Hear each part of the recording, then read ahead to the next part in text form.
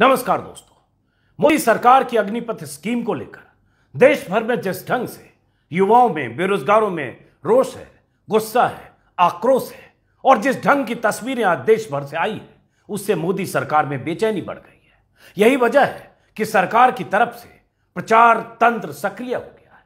Media में कई तरह की जानकारियां दी जा रही है, कुछ खबरें, कुछ प्लांट की जाने वाली जानकारियां और साथ में फायदे गिनाने वाले ग्राफिक्स, छोटी छोटी फिल्में सरकार की तरफ से मीडिया संस्थानों को भेजी जा रही है ताकि यह प्रचार प्रसार हो कि यह योजना युवाओं के लिए कितना फायदेमंद है और युवाओं को भड़काया और बहकाया जा रहा है। क्या है उस प्रचार सामग्री में और क्या पेच है उसमें, वो बताने से पहले आपको बताऊं कि सरकार प्रचार में जुट गई है, बचाव में जुट गई है, लेकिन सरकार के एक मंत्री ने आज इस स्कीम को लेकर जो कहा वो बहुत चौंकाने वाला है। विपक्ष तो विपक्ष, केंद्र सरकार के राज्य मंत्री, ऐसे मंत्री जो देश के थल सेनाध्यक्ष रह चुके हैं आज से 12 साल पहले, ऐसे मंत्री जो लगातार मोदी की पहली सरकार में और मोदी की दूसरी सरकार में लगातार मंत्री हैं, लेकिन उनसे जब आज पूछा गया अग्निपथ स्कीम के बारे में तो जो उन्होंने कहा वो चौंकाने वाला है। शायद कोई दूसरा मंत्री होता तो फायदे गिनाता, जैसे बाकी तमाम मंत्री, मुख्यमंत्री, रक्षा मंत्री, गृह मंत्री, बीजेपी का हर नेता छोटा से लेकर बड़ा तक फायदे गिनाने में जुटा है।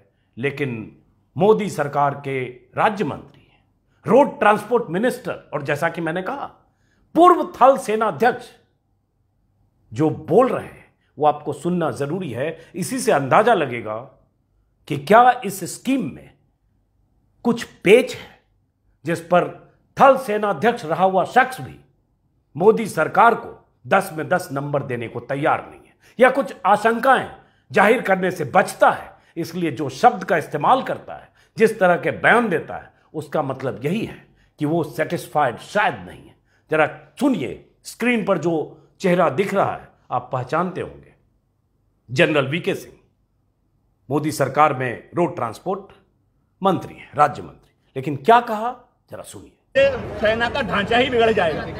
देखिए, कोई भी नई चीज आती है उसके बारे में तब तक पता नहीं चलता जब तक वो जमीन पर नहीं आती तो जनरल रह चुके हैं सर। मैं क्या कह रहा हूँ आपको, जब तक जमीन पर नहीं आती है मैं इसके बनाने के अंदर शामिल नहीं हूँ, मुझे इसके बारे में ज़्यादा मालूम नहीं है। कल योजना अनाउंस हुई है, देखते हैं समय पर क्या होता है, क्या चीज़ नहीं होती। और एक बात और है, आप कुल 27 सेकेंड का इनका बयान है।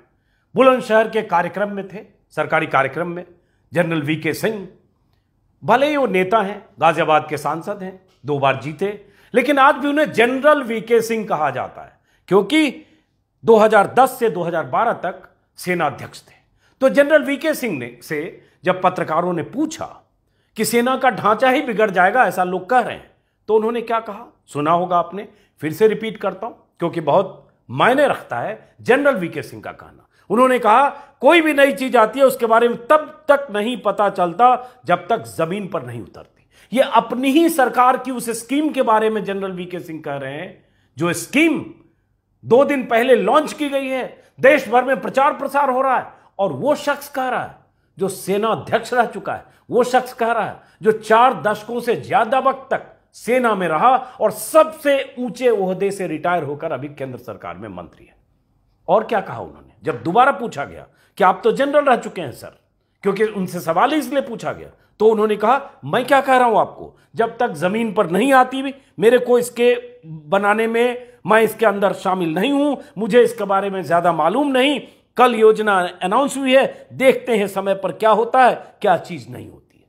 तो जनरल वीके सिंह का यह कहना कि जब जमीन पर योजना आएगी तो पता चलेगा, अभी मैं इसमें शामिल नहीं हुआ हूं या मेरे को इसमें शामिल नहीं किया गया है, तो पहले एक सवाल तो यह भी उठता है कि अगर सेना अध्यक्ष जैसे ऊंचे ओहदे पर रहा हुआ कोई आदमी सरकार में मंत्री है और इतनी बड़ी योजना लॉन्च कर दी गई सेना में रिफॉर्म करने के लिए, सेना की शक्ल सूरत बदलने के लिए, और जो आज तक नहीं हुआ दशकों से वो रिफॉर्म करने के लिए, ऐसा रिफॉर्म जिस पर पूरे देश में बवाल मचा हुआ है, और उस कंसल्टेशन में, राय मशविरा में प्रधानमंत्री मोदी जी ने अपनी ही सरकार में जो मंत्री हैं, जो बार बार कहूंगा जो जनरल रह चुके हैं, उनसे भी नहीं पूछा कि वो जनरल, और उनके शब्द बताते हैं कि वो संतुष्ट नहीं है। वरना सरकार का कोई भी मंत्री सीधा कहता बहुत शानदार योजना है जाके जैसे बाकी लोग करें। तो सवाल उठता है, क्या जनरल वीके सिंह कहीं बाकी जो जनरल हैं, रिटायर्ड जनरल, जो इस योजना में खामी ही खामी देख रहे हैं, जिनके बयान लगातार आ रहे हैं, कहीं उस तरह से नहीं सोच रहे, उस तरह से तो नहीं सोच रहे। यही तो कई जनरल ने कहा है, कई लेफ्टिनेंट जनरल के बयान हैं। कल भी मैंने आपको सुनाया था, विनोद भाटिया जैसे डीजीएमओ रह चुके लेफ्टिनेंट जनरल ने कहा कि यह योजना सही ढंग से लागू नहीं हुई, पायलट प्रोजेक्ट नहीं हुआ, और इस योजना के कई खतरे हैं, कई आशंका हैं, समाज में सैन्यीकरण होगा, और ये 4 साल की नौकरी के बाद जो बेरोजगार निकलेगा, हथियारों की ट्रेनिंग प्रशिक्षण के बाद जो निकलेगा, उससे समाज में कुछ खतरा भी होगा, और कुछ और आशंकाएं थी। ऐसे कई लोग कर रहे हैं। लेकिन ये बात अगर मोदी सरकार के मंत्री कह रहे हैं और जनरल कह रहे हैं, जनरल वीके सिंह दोनों बार यही कहना, तो जनरल वीके सिंह का यह कहना इस बात की तस्दीक करता है कि इस योजना के बारे में कम से कम उनकी राय स्पष्ट तौर पर योजना के पक्ष में नहीं है। मैं एक आकलन के आधार पर इसलिए कह रहा हूं कि जिस योजना के बारे में सारे अखबारों में छप गई खबरें, बड़ी बड़ी खबरें, पोस्टर्स, सब कुछ विज्ञापन, उस योजना के बारे में सेनाध्यक्ष रहा हुआ आदमी, 4 दशक से ज्यादा सेना में रहा हुआ आदमी अगर कह रहा है कि जब तक जमीन पर योजना नहीं उतरेगी तब तक मैं कह नहीं सकता, तो इसका मतलब आप अंदाजा लगा सकते हैं। दूसरी तरफ सरकार की तरफ से आज प्रचार तंत्र कैसे सक्रिय हुआ, एक 2 मिनट की एक फिल्म बनाकर सरकार की तरफ से ट्विटर पर अपलोड किया गया है, सोशल मीडिया में सर्कुलेट हो रहा है, चैनल में भी भेजा गया होगा, और 1-2 ऐसे ग्राफिक्स पोस्टर की तरह हैं जिसमें फायदे गिनाए गए हैं। जैसे स्क्रीन पर आप देख रहे हैं, जो लोग पूछ रहे हैं 4 साल बाद अग्निवीर क्या करेंगे, तो इसमें 9 पॉइंट, हर पॉइंट में सरकार ने फायदे गिनाए हैं, और साथ में सरकार बताने की कोशिश कर रही है कि जो लोग कह रहे हैं कि बेरोजगार हो जाएंगे, तो दरअसल उनके लिए क्या क्या रोजगार के अवसर या नौकरी के अवसर है।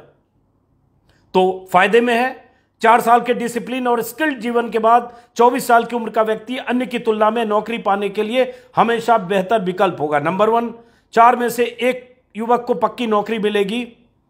नंबर 2, वही जो 25% सेना में रह जाएंगे, 75% रिटायर होंगे 4 साल बाद।